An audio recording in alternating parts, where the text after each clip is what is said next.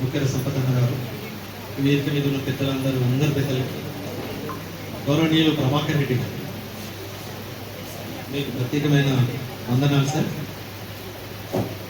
ఈ అకామిడేషన్ కల్పించినందుకు అశోక్ అన్న, ఈ సమావేశానికి ఇచ్చేసిన అందరికీ పేరు పేరు, రవిచంద్ర గారికి, అన్న మామిడి హరికృష్ణ గారికి, అట్లనే రామప్రసాద్ సార్కి, అట్లనే బలిగం సత్యమన్న గారికి, మౌనశ్రీ గారికి. అసలు నేను చాలాసేపు అందరి గురించి చెప్తా అనుకున్నా, మౌన గారే అని చెప్పేశారు. అన్నకు ప్రత్యేక అభినందన తెలియజేస్తూ, ఇప్పుడు ఈ సమావేశం నాకు మా హుస్నాబాద్లో నడుస్తున్నట్టు. ఇంతసేపు వరంగల్లో చెప్తున్నారు కదా, మా హుస్నాబాద్ గురించి చెప్తాను నేను. మా ముద్దిర సంపదన్న మా హుస్నాబాద్ ప్రాంతం నుంచి మనందరినీ ఇక్కడికి తీసుకొచ్చి, ఒకరోజు ఇదే సాయంత్రం పూట 6 గంటలకు మా హుస్నాబాద్ గ్రామ పంచాయతీలో కవి సాయంత్రం అని ఒక 7-8 మంది అనుకుంటా స్టార్ట్ చేసింది. మన సర్పంచ్ సాబు గారు అట్లా అక్కడ ఉన్న లైక్ మైండెడ్ పీపుల్స్. అది ఈరోజు ఇక్కడ దాకా మన అందరికి తీసుకొచ్చి, అట్లనే జనజాగృతి కళాసమితి అని ఏర్పాటు చేసి చాలా మంది తయారు చేశారు. ఆయన గురించి చెప్పాలంటే చాలా పెద్ద లిస్టే ఉంటుంది. నేను కొన్ని రాసుకున్నా, నాకు కొన్ని రిస్ట్రిక్షన్స్ పెట్టారు. అన్న నీకు ఒక 5 నిమిషాలు 10 నిమిషాలు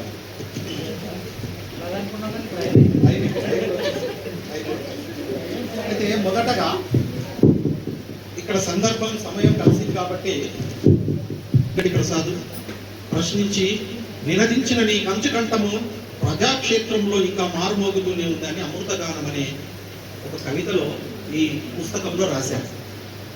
వేముగంటి ప్రసాద్, బోయిని భాస్కర్, వీరిద్దరు కూడా ఒకే ఊరికి చెందినవారు. అది పోతారమేస్ అనే గ్రామం.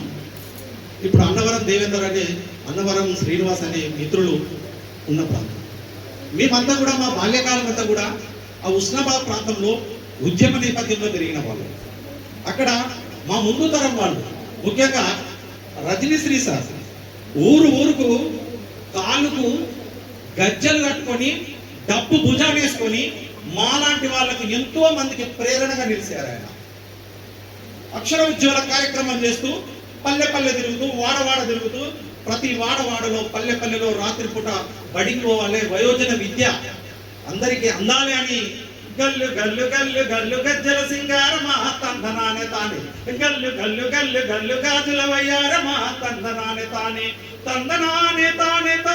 ఇట్లా తను పాట పాడుతూ నాట్యం చేస్తూ ప్రజలందరినీ ఒప్పిస్తూ మెప్పిస్తూ ఊరు తిరిగాడు. ఆయన పాటలు వింటూ పెరిగిన వాళ్ళం మేము. ఆయన కొడుకే మన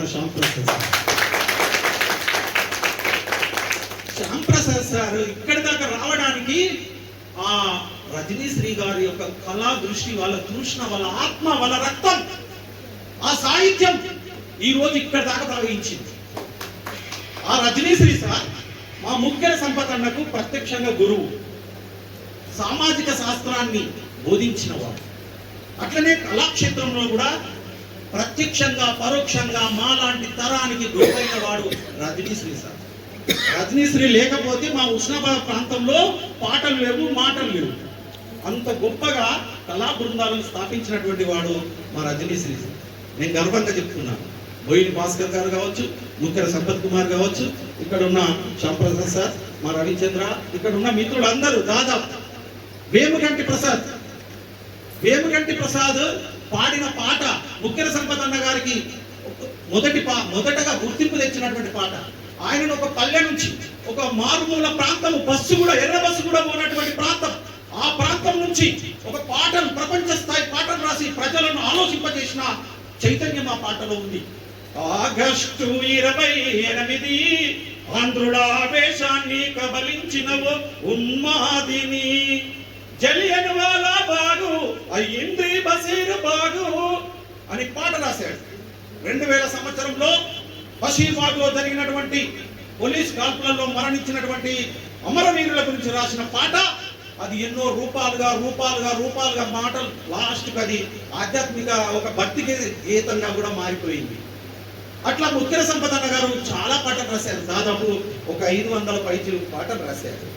అట్లనే జన జాగృతి జన జాగృతి జన జాగృతి జన జాగృతి జన జాగృతి జనము జాగృతి అని జనజాగృతి అనే కళా సమితిని స్థాపించి ఆ పాట ద్వారా వేదిక కింద కూర్చున్న చుట్టుపక్కల వింటున్న వాళ్ళని ప్రతి ఒక్క హృదయం లోపల సాహిత్య కాంక్షను, పాటలు రాయాలి, మాటలు మాట్లాడాలి, సాహిత్యం కవిత్వం రాయాలి అని కోరికను కల్పించినటువంటి ప్రేరణాత్మకమైన దళం మా ముక్కెర సంపదన్న గారు. అట్లనే చాలా సామాజిక గీతాలు రాశారు సార్. మొన్ననే అక్క నిర్మల గారు ఒక పాట పాడారు, చెల్లెమ్మ కన్నీళ్ళు ఇంకా ఎన్నాళ్ళుండవులే, చెదిరిన నీ కలల ఫలాలు నిజమై పండునులే అని. ఆ పాటను కూడా తను ఎప్పుడో రాశారు, మళ్ళీ రికార్డింగ్ చేశారు మా సిద్దిపేటలో. అంటే ఎక్కడైతే సమాజంలో వివక్షత ఉంటుందో, ఎక్కడైతే అణిచివేత ఉంటుందో, ఎక్కడైతే దోపిడి ఉంటుందో అక్కడ ముక్కెర సంపదన్న కలం పట్టుకొని కావలి నిలబడతాడు. మనకు ఎదురుగా ఫ్రంట్ లైన్ లో కనిపించాడు, కానీ వెనుకాలుండి ఈ సమాజంలో జరుగుతున్న అసమానతల పట్ల ఒక ధిక్కార స్వరమై మన ముందు ఒక పాటగానో, ఒక మాటగానో, ఒక నాటకంగానో, ఒక ఏదో ఒక రూపకంగా మన ముందుకు వస్తారు. తను ఏమంటాడంటే, ఓ చెల్లె మన పల్లెల్లోకి సెల్ ఫోన్ వచ్చింది, ఢిల్లీ లాగా మన ఊరు కూడా డెవలప్ అవుతుంది అని కూడా ఒక మాట రాసింది. అంటే సెల్ ఫోన్ వచ్చి ఈనాడు ఎంత విధ్వంసం చేస్తున్నదో మానవ సంబంధాలను, వాటన్నిటినీ తన పాట రూపకంగా రాసినటువంటి వాడు. తర్వాత ఒక బతుకమ్మ పాట, అద్భుతమైన బతుకమ్మ పాట 6 టీవీలో వచ్చింది. ఇది ఆ పాట పేరు ఏందన్నా, ఆ వానక వాడింది, అద్భుతమైన పాట ఉంది అది. తర్వాత మొన్ననే ఒక బాలన్న దారిలో ఓ బాలా దారిలో అని అద్భుతమైన పాటలు రాసింది. అంటే జానపదాలు రాసిన, సామాజిక గీతాలు రాసిన, ఇప్పుడు అన్న మాట్లాడుతూ మంచి చక్కని సమీక్ష చేసిన మిత్రుడు. తను ఆయనలో రెండో రూపం కూడా ఉన్నది కాదు. మొదటి రూపం ఎవరికైనా ప్రేమ రూపం, ప్రేమతోనే మనం అంతా పురుడు పోసుకుంటాం. అట్లా ముక్కెర సంపదన్న అన్ని సామాజిక గీతాలతో పాటు, రాజకీయ చైతన్యం కలిగించే గీతాలతో పాటు, జానపద గీతాలతో పాటు చాలా మందిని, ఎంతమంది శిష్యులు ఉన్నారంటే తనకు ఆయన ఎట్లాంటి వాడంటే ఒక కార్యకర్త, మంచి కార్యకర్త. ఎంత బాగా పనిచేస్తాడంటే అంత బాగా పనిచేస్తాడు. ఒక ఆర్గనైజింగ్ చేస్తాడు, తర్వాత అందరినీ ఐక్యపరుస్తాడు. చూడండి ఎక్కడెక్కడి నుంచి మనం ఎక్కడికి ఆయన నమ్మి వచ్చినాం. ఈనాడు మానవ విలువలు నశించిపోతున్నాయి, మనిషిని నమ్మలేని పరిస్థితులలో ముక్కెర సంపదను నమ్ముకొని మనమంతా మందిని ఇక్కడ దాకా తీసుకొచ్చాడు ఆయన. అంటే ఆయనలో ఒక నమ్మకం ఉంటుంది, ఒక విశ్వాసం ఉంటుంది, ఒక నిరాడంబరంగా ఉంటాడు. మన వ్యక్తి ఏం కీర్తి ప్రతిష్టలు కోరుకోడు, నిరాడంబరంగా ఉండి తను మాకంటే ముందు కవిత్వం రాసిండు. మాకంటే ముందు పేపర్లలో 1996లోనే తన కవితలు వచ్చినాయి. కానీ పుస్తకాన్ని మాత్రం ఇప్పుడు తెచ్చాడు. ఆ పుస్తకం తేవడానికి చాలా వెనుక ముందయిండు. తనకు ఎన్నో సమస్యలు ఉన్నప్పటికీ కూడా నిరంతరం సమాజం మీద పడి తిరుగుతూ ఉంటాడు. ఇంటికాడ ఉన్న సందర్భాలు చాలా తక్కువ ఉంటాయి. మా ఉస్నాబాద్ ప్రాంతంలో ఏ ఉద్యమం నడిచినా ఆ ఉద్యమంలో ముందడుగు మా ముక్కెర సంపదన్నది ఉంటుంది. తర్వాత దాదాపు వ్యాసాలు కూడా రాశారు. చెల్లె ఇప్పుడు భాను గారు రాశారు వ్యాసాలు. చాలా నమ్మకం అనిపించింది నాకు. చాలా మంది మాట్లాడుతుంటారు, కవిత్వం ఏం చేస్తుంది, సాహిత్యం ఏం చేస్తుంది అంటే ఈ సమాజాన్ని మారుస్తుంది, ఈ సమాజానికి దిక్చూచిగా నిలబడుతుంది.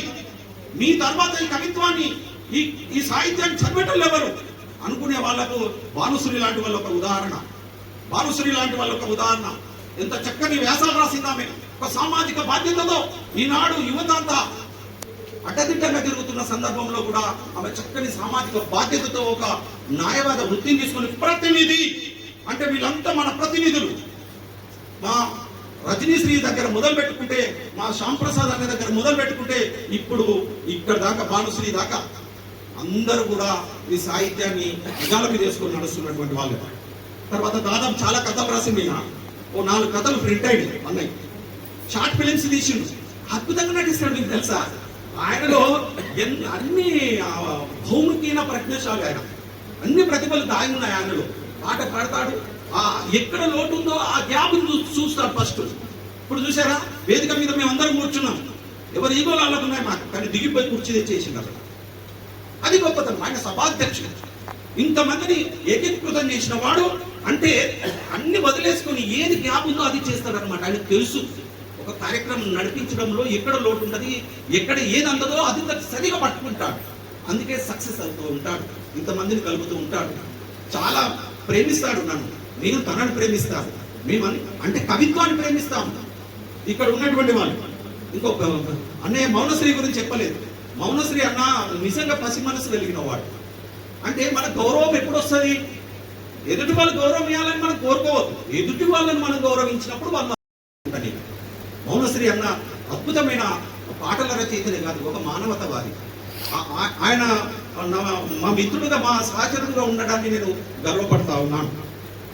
తర్వాత డైరెక్షన్ చేస్తారు, నటన చేస్తారు, స్టోరీలు రాస్తారు.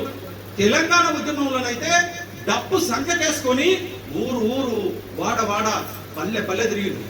మా ఏరియాలో పాడిన పాటలలో తను వాడిన పాట రాజుగవరే రాజుగవరే రాజనాన్ని పాడిన పాటలు, అన్ని ఆటలు చాలా ప్రభావితం చేసి ఉస్నాబాద్ ప్రాంతంలో దాదాపు ఒక 150-200 రోజులు నిరాహార దీక్ష శిబిరాన్ని నడిపించిన దానిలో మేటున్నటువంటి వాడు.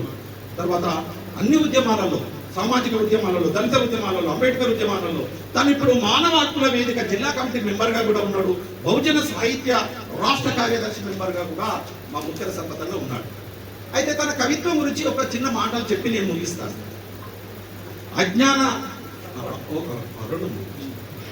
అజ్ఞాన అంధాకారంపై అలుపెరగని సమరం నీది, వివక్షతల విరవీగే మూర్ఖులపై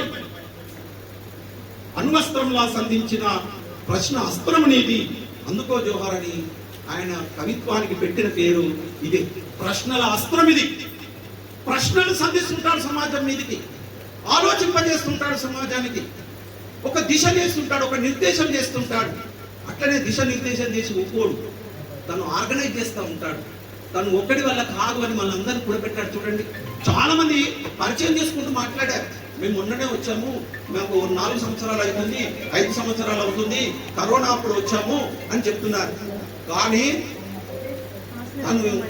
తను స్థాపించిన ఈ కవి సాయంత్రం ఏదైతే ఉందో ఎప్పుడు వచ్చినాం అనేది కాదు, మీరు రాసే రాతలు బుల్లెట్ దిగిందా లేదా అన్నట్టుగా రాపిస్తున్నాడు. మీరు సమాజానికి ఏది అవసరమో అది మీ నుంచి తీస్తున్నాడు. తను చెల్లెళ్ళ మీద, మహిళల మీద, సమాజంలో ఉన్న వివక్షతల మీద అందరి చేత కవిత్వాలు రాయిస్తా ఉన్నాడు. ఇంతవరకు అనౌన్స్ చేశారు ఒక పుస్తకం వేద్దామని.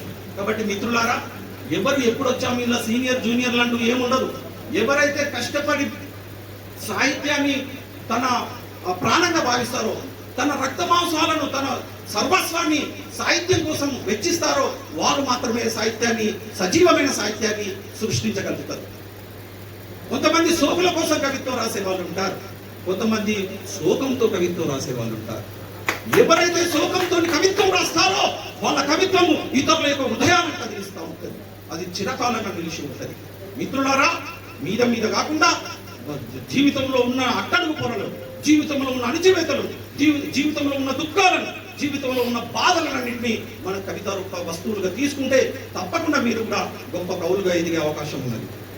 అట్లనే తను ఏమంటాడంటే, ఓ భారత యువతనమా, మత్తువేడు భవిష్యత్తును ఒక్కసారి నీ మనోనేత్రంతో చూడు. WhatsApp imagination, what is your position? WhatsApp లో ఇమాజినేషన్ చేసుకుంటున్నావు, వాట్ ఈజ్ యువర్ పొజిషన్? చూడండి, యువతకు ఎంత సందేశం ఇస్తున్నాడు ఇక్కడ. చూడండి, రూపారెడ్డి గారి హత్య జరిగింది మొన్న, స్టూడెంట్స్ వీళ్ళు హత్య చేశారని బాధపడ్డాం మనమంతా. అంటే యూత్ అంతా మత్తులో మునిగిపోతున్నారు. ఈ టెలిఫోను, ఈ సెల్ ఫోన్కు అడాప్ట్ అయిపోయారు వాళ్ళంతా. అట్లాంటి యువతకు ఇమాజినేషన్ చేసుకుంటున్నారు వాళ్ళను మీ పొజిషన్ ఏంటి సమాజంలో ఒక్కసారి యంగేజ్ అని, యంగ్ ఏజ్లో ఉన్న మీరు ఎట్లాంటి భానుశ్రీ లాగా మీరు కావాలి అని సందేశం ఇస్తా ఉన్నాడు. తను ఏమంటాడంటే, ఎంత తాత్వికత ఉంటుంది, ఎంత జీవన సత్యాలు ఉంటాయి, ఎంత మదిస్తే, ఎంత ఘర్షణ పడితే అన్నాడు. ఒక కవిత రాయడానికి పురిటి నొప్పులు పడాలి అని అన్నది నిజం. అది శరీరం కాదు శాశ్వతం, యశస్సు మాత్రమే చరితార్థం. నీ నీతిని చెప్పే అద్భుత సందేశం అంటాడు. అంటే నీతిని చెప్పడానికి ఏం కావాలి? నీ యశస్సు కావాలి. యశస్సు ఎప్పుడు ఉంటుంది? కవి ఎప్పుడు చూడండి, ఒకసారి గమనించండి. పూర్వ కవి, ప్రాచీన కవి, ఆ కవి ఈ కవి అనరు, క్రీస్తు పూర్వం కవి, క్రీస్తు అట్లా అనరు, మాజీ కవి అని అనరు, తాజా కవి అని అనరు. కవి అని ఒకసారి నీకు బిరుదు వచ్చిందా, ఈ ప్రపంచంలో దాన్ని మించింది ఏదీ లేదు. అది పెద్ద అలంకరణ. కాబట్టి ఆ కవి అనే పదాన్ని మీరు ఎంచుకున్నారు కాబట్టి మీరు యశస్సు కోసము, కీర్తి కోసము ఎప్పటికీ నిలబడిపోయే ఆ క్షయము కానీ ఆ సంపదను మీరు ఎంచుకున్నట్టు లెక్క. భౌతిక సంపదలు కాదు, అక్షరమైన సంపదను మీ మస్తిష్కంలో నింపుకొని అక్షరాలను కుప్పకూరుస్తూ సాహిత్యాన్ని సృష్టిస్తున్న సైనికులు మీరంతా కూడా వాళ్ళని తయారు చేస్తున్నాడు మన కవి సాహిత్యం ద్వారా. తర్వాత ఇంకేమంటాడు, ఎండ కన్నెరగక చెమట చుక్కలు తెలియక ఊరేగే పందికొక్కులకు శ్రమజీవి పుట్టు బానిస. ఇది ఎక్కడి న్యాయం, ఎంతవరకు ధర్మం? ఇదే ప్రశ్న. అంటే ఇదే ప్రశ్నలను అస్త్రాల్లాగా మనం ఈ సమాజం మీదకి వదులుతా ఉన్నాడు. కనీసం ఎండ కన్ను తెరవదు, ఏసీ రూమ్లలో కూర్చుంటారు, పేపర్ ప్లాన్లు చేస్తూ ఉంటారు. కానీ ఎన్ని రోజులు ఈ వివక్ష, ఎన్ని రోజులు ఈ బానిసత్వం అని ప్రశ్నిస్తా ఉన్నాడు తన కవిత్వం ద్వారా. ఇంకా ఈ కవిత నాకు చాలా బాగా నచ్చింది. బురద పొలము వారి రంగస్థలము, భూప పండించడమే లక్ష్యం, వారి పసిడి పాదాలను బురద పారాన్ని అద్దుతుంది. ఎంత అద్భుతమైన పరిస్థితి! వాళ్ళ పసిడి పాదాలను బురద పారాన్ని అద్దుతున్నది. ఆ మట్టి చేతులే కదా, ఆ ఉట్టి చేతులే కదా, ఆ బురద చేతులే కదా, ఆ బురద కాలే కదా మనకు బుబ్బలు ఇస్తున్నవి. బురద నుంచి బుబ్బని పండించి ఈ సమాజానికి జీవం పోస్తున్నటువంటి అన్నదాతల గురించి, కష్టజీవుల గురించి, రైతుల గురించి తన కవిత్వంలో వివరిస్తాడు. బురద శిల్పాలనే కవిత్వంలో ఒక గానువలో తిరిగాడే పశువుల అసువులు చాలించే ధైర్యం లేని యువత రేపటి మన దేశ భవిత మీదంతా కూడా సందేశం ఇస్తూ ఉంటాడు, వాళ్ళకు దిశానిర్దేశం చేస్తూ ఉంటాడు. చావు పుట్టుక అనేది సన్నని గీత, సావు పుట్టుకల సన్నని గీత జీవితం. చూడండి ఎంత ఫిలాసఫీ. నిజంగా మనం ఎవరు ఎప్పుడు చనిపోతాం తెలియదు. పుట్టడం మన చేతిలో లేదు, చావడం మన చేతిలో లేదు. కానీ నడమలున్న జీవితం అంతా మనదే. కవులు అంటారు పెద్దలు, ఏంటిది పుట్టుక నీది, సావు నీది, బతుకంతా ఈ దేశాన్ని అని. నేను మామిడారి కృష్ణ గారు రవీంద్ర భారతిలో మాట్లాడుతున్న మాటలు నాకు గుర్తుకొచ్చింది. ఆ రవీంద్ర భారతికి కట్టిన మామిడి తోరణం అంటారు మామిడారి కృష్ణ గారు. వారి సాహిత్యం ఎంత అద్భుతంగా ఉంటుందంటే, సమయం లేదు నన్ను రిస్ట్రిక్ట్ ఎక్కడ నా పరిస్థితి ఇట్లే ఉంటుంది. ఆ సమయం తను ఒక తంగెడు పూలు అనే కవిత రాశారు. అది రవీంద్ర భారతిలో ఇట్లా పెట్టారు, నేను చదివాను దాన్ని. అద్భుతంగా. అంటే జనరల్ గా అధికారులు అంటే సాహిత్యం పట్ల వాళ్ళకు చిన్న చూపు ఉంటుంది, కానీ తను స్వయంగా కవి, రచయిత. మా రవిచంద్ర అన్న కూడా మా గర్వకారణం. మాది కరీంనగర్ జిల్లా అన్న, మా పున్నం ప్రభాకర్ అన్న, మా రవిచంద్ర అన్న. అంటే వీళ్ళు సాహిత్యం పట్ల అంత ప్రేమ మక్కువ ఉంది కాబట్టి సాయంత్రమైన మన కోసం వచ్చిదాం. కాబట్టి గుండెల నిండా విశ్వాసాన్ని, ఆత్మవిశ్వాసాన్ని, బతకాలనేటువంటి నమ్మకాన్ని కల్పిస్తూ ఉంటాడు. ఆయన సాహిత్యం చదివితే నిజంగా చాలా మనము ఏమవుతామంటే ఉద్వేగానికి గురవుతాం. అద్భుతమైన కవిత్వం. అంటే ప్రణయ గీతంలో ఎంత సున్నిత మనసు కలిగి ఉంటుందో ఈ ప్రశ్నాస్త్రంలో కూడా అన్ని సామాజిక రుగ్మతల మీద, తను అసమానతల మీద ఎక్కుపెట్టిన ధిక్కారస్వరము మన ఉత్తర సంపదన్న గారు ప్రేమతో నన్ను ఇక్కడికి పిలిచి నాతోనే పుస్తకం ఆవిష్కరించుకొని మాట్లాడే అవకాశం ఇచ్చినందుకు, మీ అందరితో కలిసినందుకు, పెద్ద ఎమోషనల్ గా మాట్లాడినా కొంచెం నియమాలు ఉన్న అందరూ క్షమించాలని కోరుకుంటూ అందరికీ జై తెలంగాణ.